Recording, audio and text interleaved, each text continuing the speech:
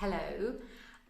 This week I am going to be speaking to you about what well-being actually is, how you can identify it, and how you can improve your own and that of your child by being a bit more aware of what well-being actually looks like. Now, lots of people just think that well-being is how you're feeling, and that's true. It's not incorrect, but it's not very specific.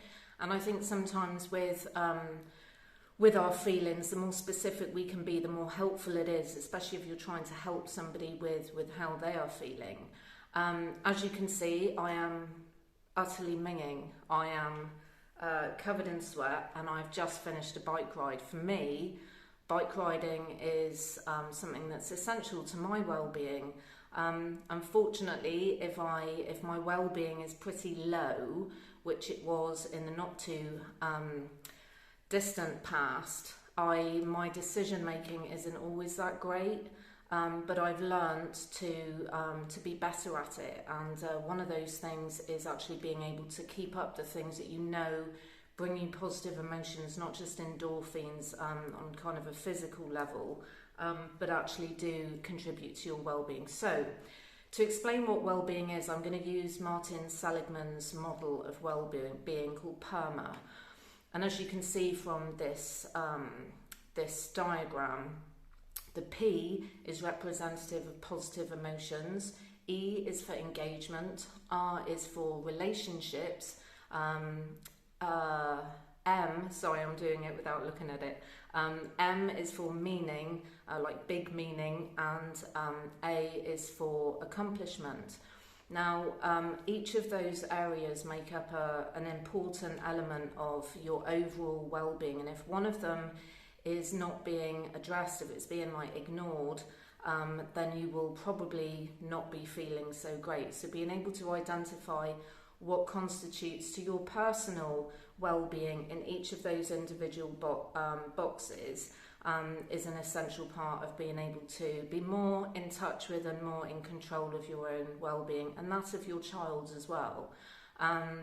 So P for positive emotions is about the good feelings, and that's not about ignoring when bad things happen.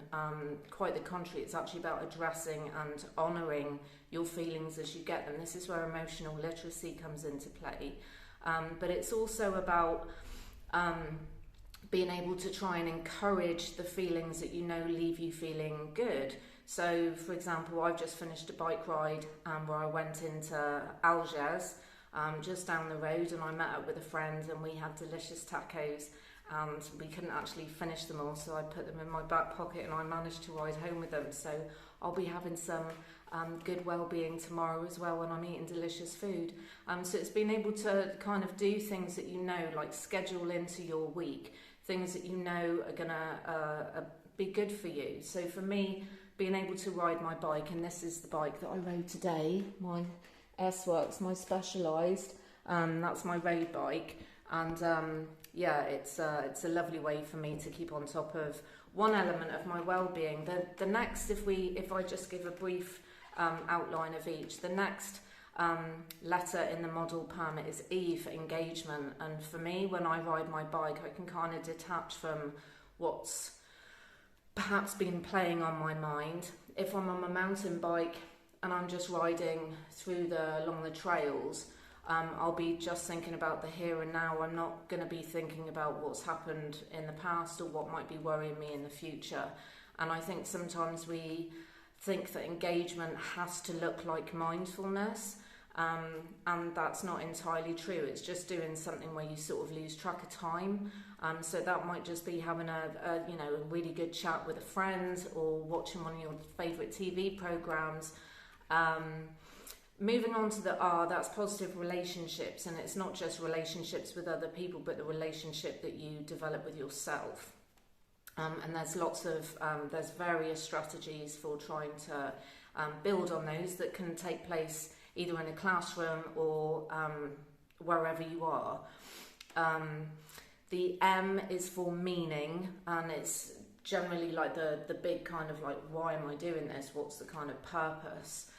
When we don't feel that we're really serving a purpose, it can be it can be problematic, and you can feel like disengaged and unmotivated. And I think this is something that we're seeing quite a lot of in teenagers at school. With COVID, you know, it's really highlighted, I think, the cracks in the education system with examinations and things. And I think for certainly kids that are able to think further ahead, that can have had a really negative impact on their overall sense of purpose.